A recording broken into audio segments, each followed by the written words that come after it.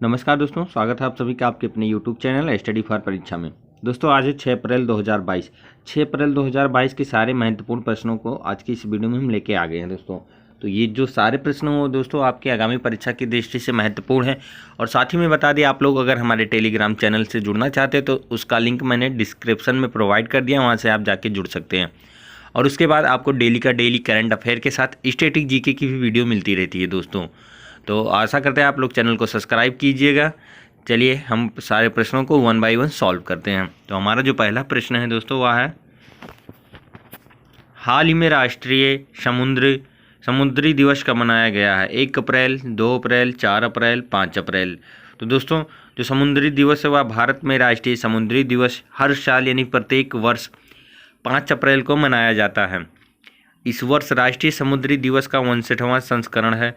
राष्ट्रीय समुद्री दिवस हर साल अंतर्महाद्वीपीय वाणिज्य एवं वैश्विक अर्थव्यवस्था को दुनिया में एक कोने से दूसरे कोने तक माल परिवहन के सबसे सुव्यवस्थित, सुरक्षित और मजबूत पर्यावरण के अनुकूल दृष्टिकोण के रूप में समर्थन करने में जागरूकता को चित्रित करने के लिए मनाया जाता है दोस्तों। हमारा जो राइट आंसर होगा वह होगा ऑप्शन डी, 5 अप्रैल।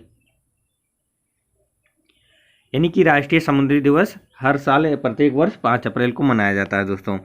चलते हैं हम अगले प्रश्न पे। हमारा जो अगला प्रश्न है वह है, कौन सी राज्य सरकार सीमावर्ती क्षेत्रों में हिम प्रहरी योजना लागू करने की योजना बना रही है? हिमाचल प्रदेश, उत्तराखंड, अरुणाचल प्रदेश, असम। तो हमारा जो करेक्ट आंसर होगा दोस्तों वह है उत्तराखंड के मुख्यमंत्री पुष्कर सिंह धामी ने 5 अप्रैल 2022 को संसद में केंद्रीय गृह मंत्री अमित शाह से मुलाकात की और राज्य की सीमा से लगे क्षेत्रों में हिम प्रहरी योजना के सुचारू कार्यान्वयन में केंद्र का सहयोग मांगा। हिम प्रहरी योजना पूर्व सैनिकों और युवाओं के लिए है और इसका उद्देश्य राज्य में उन लोगों के पलायन को रोकना है दोस्तों।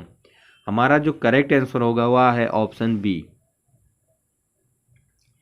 यानी कि उत्तराखंड की राज्य सरकार सीमावर्ती क्षेत्रों में हिम प्रहरी योजना लागू करने की योजना बना रही है दोस्तों। इसी प्रकार से हम चलते हैं अगले प्रश्न पे। हमारा जो अगला प्रश्न है दोस्तों वह है, विश्व स्वास्थ्य संगठन ने संयुक्त राष्ट्र एजेंसियों के माध्यम से किस टीके की आपूर्ति को निलंबित कर दिया है दोस्तों? यहाँ पे आपको 4 ऑप्शन मिल जाएगा, कोविशील्ड, कोवैक्सीन, स्पुतनिक 5, अब्दुल्ला। तो दोस्तों हमारा जो राइट आंसर होगा वह है, विश्व स्वास्थ्य संगठन ने संयुक्त राष्ट्र एजेंसियों के माध्यम से भारत बायोटेक के कोविड-19 वैक्सीन कोवैक्सीन की आपूर्ति को निलंबित कर दिया है। WHO ने कहा है कि निर्यात के लिए उत्पादन ठप होने से कोवैक्सीन की आपूर्ति में रुकावट आएगी। WHO ने यह स्पष्ट किया है कि कोवैक्सीन प्रभावी है और कोई सुरक्षा चिंता मौजूद नहीं है दोस्तों। तो हमारा जो करेक्ट आंसर होगा वह है ऑप्शन बी, यानी कि कोवैक्सीन। यानी कि विश्व स्वास्थ्य संगठन ने संयुक्त राष्ट्र एजेंसियों के माध्यम से कोवैक्सीन टीके की आपूर्ति को निलंबित कर दिया है दोस्तों। चलते हैं हम अगले प्रश्न पे। हमारा जो अगला प्रश्न है वह है, हर्षवर्धन श्रृंगला की जगह कौन लेगा और भारत का नया विदेश सचिव कौन बनेगा दोस्तों? मनप्रीत बोहरा, KJ श्रीनिवास, गोपाल बागले, विनय मोहन क्वात्रा। तो हमारा जो करेक्ट आंसर होगा दोस्तों वह है, विजय मोहन क्वात्रा को 4 अप्रैल 2022 को केंद्र सरकार द्वारा भारत के नए विदेश सचिव के रूप में नामित किया गया है। वह हर्षवर्धन श्रृंगला का स्थान लेंगे जो अप्रैल 2022 के अंत में अपने पद से सेवानिवृत्त होने वाले हैं। विनय क्वात्रा भारत के राजदूत थे नेपाल को। तो हमारा जो करेक्ट आंसर होगा दोस्तों वह है ऑप्शन डी, यानी कि हर्षवर्धन श्रृंगला की जगह अब विनय मोहन क्वात्रा लेंगे दोस्तों। चलते हैं इसी प्रकार से हम अगले प्रश्न पे। हमारा जो अगला प्रश्न है दोस्तों वह है I&B मंत्रालय ने 5 अप्रैल 2022 को गलत सूचना फैलाने के लिए कितने यूट्यूब चैनलों को ब्लॉक किया है दोस्तों? 22, 34, 65, 98। यानी कि दोस्तों सूचना और प्रसारण मंत्रालय ने भारत की राष्ट्रीय सुरक्षा, विदेश संबंधों और सार्वजनिक व्यवस्था से संबंधित दुष्प्रचार फैलाने के लिए 5 अप्रैल 2022 को 18 भारतीय और 4 पाकिस्तान स्थित यूट्यूब समाचार चैनलों सहित 2022 यूट्यूब चैनलों को अवरुद्ध कर दिया है। मंत्रालय ने 3 ट्वीट अकाउंट, फेसबुक अकाउंट और न्यूज़ वेबसाइट को भी ब्लॉक कर दिया है दोस्तों। यानी कि हमारा जो करेक्ट आंसर होगा वह है ऑप्शन ए। यानी सूचना और प्रसारण मंत्रालय ने भारत की राष्ट्रीय सुरक्षा, विदेशी संबंधों को सार्वजनिक व्यवस्था से संबंधित दुष्प्रचार फैलाने के लिए 5 अप्रैल 2022 को 18 भारतीय और 4 पाकिस्तान यूट्यूब चैनल को डिलीट कर दिया है। चलते हैं अगले प्रश्न पे। हमारा जो अगला प्रश्न है दोस्तों वह है, दुनिया के 10वें सबसे अमीर व्यक्ति कौन बन गए हैं? Gautam Adani, mark Zuckerberg, Zhong शानशान। तो हमारा जो करेक्ट आंसर होगा दोस्तों वह है गौतम अडानी। गौतम अडानी 100 अरब डॉलर की संपत्ति के साथ दुनिया के 10वें सबसे अमीर व्यक्ति बन गए हैं। ब्लूमबर्ग बिलियनर्स इंडेक्स के रूप में उनकी कुल संपत्ति में 2022 में 23.5 बिलियन की वृद्धि हुई है, जिससे उनकी कुल संपत्ति 100 बिलियन हो गई है। वह 100 बिलियन के विशेषज्ञ क्लब के जेफ बेजोस और एलोन मस्क के साथ शामिल हो गए हैं दोस्तों। तो हमारा करेक्ट आंसर होगा वह है ऑप्शन ए, गौतम अडानी। यानी दुनिया के 10वें सबसे अमीर व्यक्ति कौन बन गए हैं? तो गौतम अडानी। चलते हैं अगले प्रश्न पे। हमारा जो अगला प्रश्न है दोस्तों वह है, भारतीय थल सेना प्रमुख का अगला प्रमुख कौन बनने के लिए तैयार है? मनोज पांडे, उपेंद्र द्विवेदी, सुरेंद्र सिंह महल, राणा प्रताप कालिता। तो हमारा जो करेक्ट आंसर होगा दोस्तों वह है थल सेना अध्यक्ष और lieutenant general Manoj Pandey.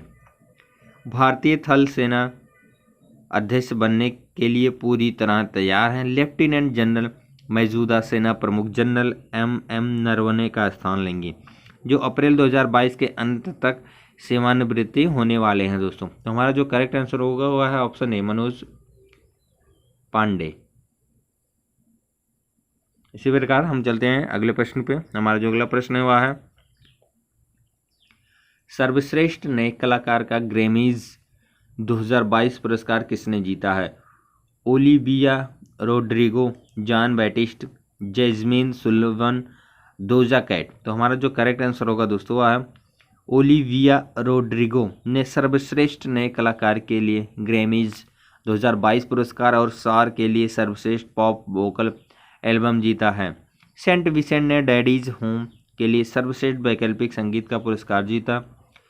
Quest low और डॉक्यूमेंट्री समर ऑफ सोल ने सर्वश्रेष्ठ संगीत फिल्म का पुरस्कार जीता है दोस्तों। हमारा जो करेक्ट आंसर होगा दोस्तों वह है ऑप्शन ए, यानी ओलिविया रोड्रिगो। चलते हैं अगले प्रश्न पे। हमारा जो अगला प्रश्न है वह है, भारत में प्रसारण से संबंधित सेवाओं के लिए शुरू की गई वेबसाइट का क्या नाम है?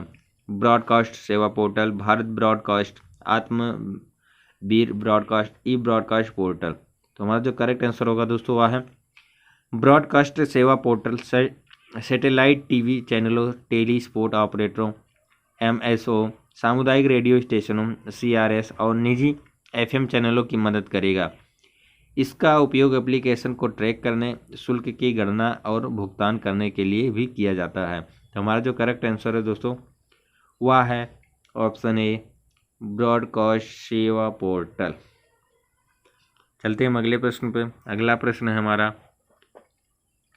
विक्टर ओरबन को किस देश के प्रधानमंत्री के रूप में चुना गया है? Ukraine, Hungary, Belarus, Poland. तो हमारा जो करेक्ट आंसर होगा दोस्तों वह है हंगरी के राष्ट्रवादी प्रधानमंत्री विक्टर ओरबान को लगातार चौथे कार्यकाल के लिए फिर से चुना गया है। 58 वर्षीय पुतिन समर्थक नेता 2010 से देश का नेतृत्व कर रहे हैं। वह 1989 में साम्यवाद के पतन के बाद से देश के सबसे लंबे समय तक सेवा करने वाले नेता भी हैं। नवीनतम चुनावों में उनकी फाइडेज पार्टी 199 में से 135 सीटों पर कब्जा करने के लिए तैयार थी। सीट सांसद। चलते हैं हम अगले प्रश्न पे, यानी जो हमारा करेक्ट आंसर है दोस्तों वह है ऑप्शन बी। चलते हैं हम अगले प्रश्न पे। हमारा जो अगला प्रश्न है वह है, सड़क सुरक्षा परियोजना के हिस्से के रूप में किस भारतीय शहर को आर्टिफिशियल इंटेलिजेंस आधारित कैमरों से कवर किया जाना है?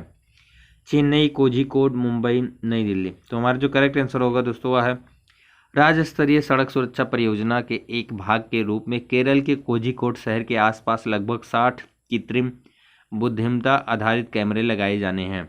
यह कदम यातायात नियमों के उल्लंघन को उजागर करने और उन्हें ठोस डिजिटल साक्ष्य के साथ बुक करने के उद्देश्य से लागू किया जाना है। राज्य भर ने प्रवर्तन दस्तों के विशेष नियंत्रण कक्षों से 726 कैमरे होंगे। राज्य सरकार इस परियोजना पर 225 करोड़ रुपए खर्च करेगी दोस्तों। यानी कि हमारा जो करेक्ट आंसर हुआ है ऑप्शन बी कोझिकोड। कोझिकोड कहाँ है दोस्तों? यह केरल में है।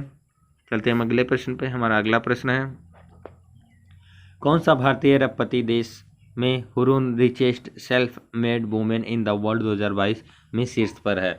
किरण मजूमदार शाह, फाल्गुनी नायर, राधा बेम्बू, मृदुला पारेख।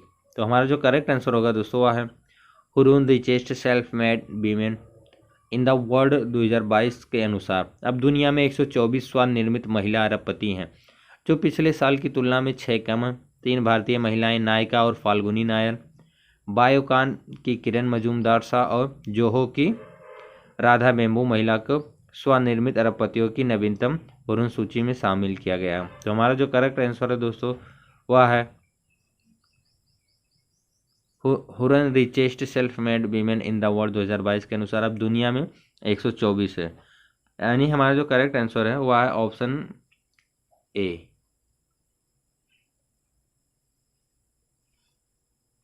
यहाँ से हमारा जो ऑप्शन दोस्तों यहाँ से इधर उधर हो गया है वह है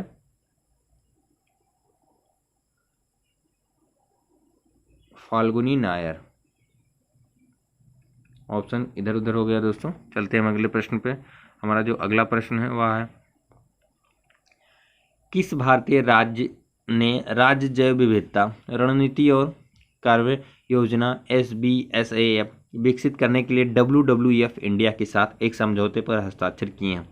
कर्नाटक, असम, अरुणाचल प्रदेश, केरल। तो अरुणाचल प्रदेश ने राज्य जैव विविधता रणनीति और कार्य योजना SBSAP विकसित करने के लिए WWF इंडिया के साथ एक समझौते पर हस्ताक्षर किए हैं।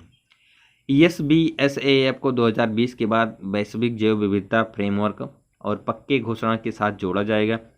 राज्य मंत्रिमंडल ने पिछले साल पक्के टाइगर रिजर्व 2047 घोषणा पत्र जलवायु परिवर्तन लचीला और उत्तरदायी अरुणाचल प्रदेश को अपनाया था दोस्तों। तो हमारा जो करेक्ट आंसर होगा वह है ऑप्शन सी अरुणाचल प्रदेश।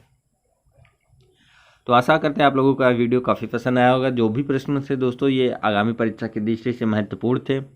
और आप लोगों को बता दें कि अगर आपके दिमाग में किसी भी प्रकार का कोई प्रश्न है तो कमेंट बॉक्स में ज़रूर लिखिएगा। और हमारे टेलीग्राम चैनल के साथ जुड़ना चाहते हैं तो नीचे डिस्क्रिप्शन बॉक्स में हमने लिंक प्रोवाइड कर दिया, वहाँ से आप लोग जुड़ सकते हैं हमारे टेलीग्राम चैनल के साथ।